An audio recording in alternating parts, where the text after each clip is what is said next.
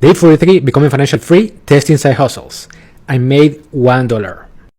I'm sending traffic to my affiliate links and I have 5,242 clicks, 9 emails, and $1 in sales. So what I'm doing is that I'm promoting digital products that I didn't create, and basically I'm uploading content to get views. Now, when you are starting something new, it takes time to get the ball rolling.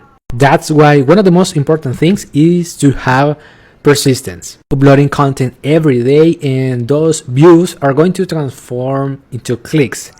And some clicks are going to transform into sales. And that is affiliate marketing. You promote other people's products, and when you make a sale, you can get a commission. But here's the thing.